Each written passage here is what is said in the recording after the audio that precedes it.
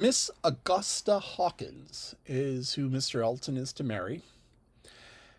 And she's described as a very fine woman and pretty and talented and etc. etc. Oh, and very rich. Um, but then Emma thinks about it and is kind of upset that Mr. Elton is happy. And because she's upset that Mr. Elton is happy, she thinks nothing but bad things about Augusta.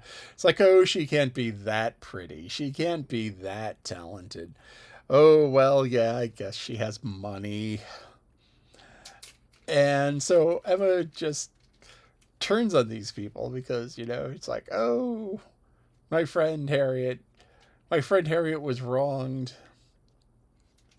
And is Harriet's in kind of an emotional mess right now, because she's still pining for Mr. Elton. At the same time, there's Mr. Martin who she talked with or she saw briefly and just like quickly ran away. And his sister, who she was good friends with, came by to see her. And Emma's like, you really should have friends with her. Really should be friends with Elizabeth. So why don't you go back to her house? Go visit her because she came to visit you. And that's a polite thing. If someone writes you a letter, you write one back. If someone visits you, you visit them back. And that sort of thing, It's like, it's the social interactions. It's you react in the way that they acted towards you. And so Emma is like, okay, you need to go visit Elizabeth because she came to visit you. And that's the polite thing to do.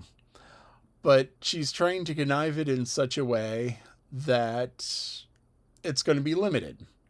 Because if she goes and she starts talking a lot and Mr. Martin is there, the brother is there, and they start getting all talky and friendly, then Harriet's heart can be broken all over again, or who knows. So Emma comes up with a plan, and this is a good plan.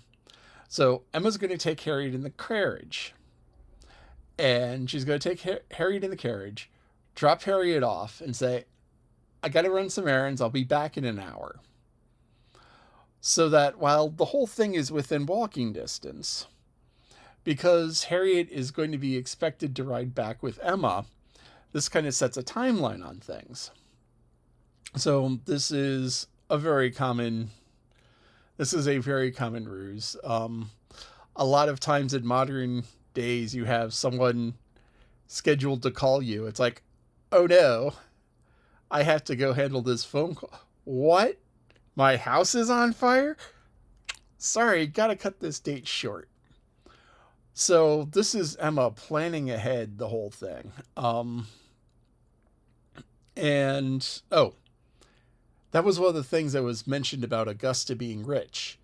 2 carriages. And I mean, that's serious money because I mean, first of all, a carriage is kind of like a frivolity. It's not really something necessary. Because back in the day, if you had a horse and you had a cart, the horse and the cart were used for work. And on Sunday or whatever, you could load it up and go travel places. Having a carriage meant that you had a vehicle and possibly animals that were just dedicated to travel. And you didn't even have to travel, you didn't actually even travel all that much. But having 2 carriages, fancy. So she had 2 carriages. So that's a sign of the wealth. Her uncle is in the law, and Emma's like, oh, he's just probably some stupid clerk who's not smart enough to rise up in the law. Um, my guess is that if Augusta has £100,000 of income, that he probably has quite a bit more, and he's also likely to like be good at law and perhaps be like running a firm. But we'll find that out later. If he is just a clerk like Emma thinks, or if he's actually somebody important. Now, there was a mention of the Hawkins money being from the merchant business. And this is one of those class things that permeates literature of this era. So you had the lower class people, you had the people who rented property, who rented farms and farmed. You had tradesmen. You had, so if you have a guy who's a blacksmith or a leather worker or worked in a factory, these were kind of the lower tier occupations. Then you had a middle class of merchants. And these are people who bought and sold and traded. And maybe they ran a small factory.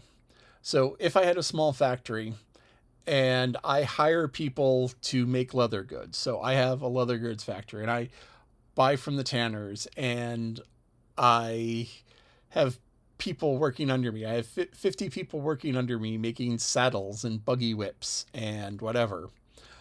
Then I can be fairly well to do. And then you had the upper class. And part of the admission to being the upper class was that you didn't actually do anything to get the money. That you had property that gave you rent income.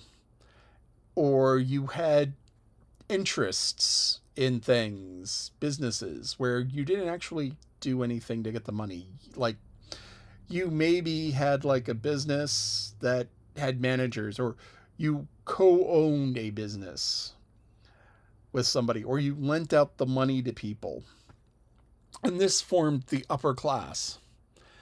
And part of going from the middle class to the upper class was that you sold off the leather goods factory and invested the money in the banks, or you invested the money in real estate, or you invested the money in some place where, as I said, they just give you money for having stuff. And so that was Emma's way of putting Augusta down. Maybe Augusta had more money than Emma's father. It's hard to say. Probably on about the same level. But the Woodhouse money was landed money. It was old money. And Emma was poo-pooing it as, oh, that's new money. In America, it's all new money. And it seems like the families don't ever build up huge amounts of money. I mean, I'm sure I've mentioned this before, the Vanderbilts. Cornelius Vanderbilt had trains. He had not quite all of the trains, but he had most of the trains in North America. Huge empire. Incredibly wealthy. One of the wealthiest people ever. Still, one of the wealthiest people ever. And by the year 2000, all of that money was gone.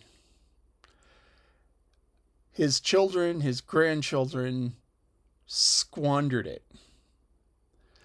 The richest person right now in the Vanderbilt line is a TV news host. So all of that, millions, back to billions. I mean, he may have been the first billionaire. I mean, he was just stupid rich. Is gone. Carnegie gave most of his money away. All of these people, they built these empires, and then within generations, the money is gone. The Woodhouse fortune was probably around for 5 or 10 generations. I mean, these are people who trace their, oh yes, the original person who built the manor house found, yes, they came over with the Normans. I mean, that's how long they track these things. It's like, oh yes, Here's a grant signed by Julius Caesar. Well, not quite grant signed by Julius Caesar, but I mean, you almost get the point. Or you get the point, and it's almost that long. And anyway. So Emma is hating on her because Mr. Elton likes her, and she doesn't like Mr. Elton right now because he messed up her plans with Harriet. And yeah,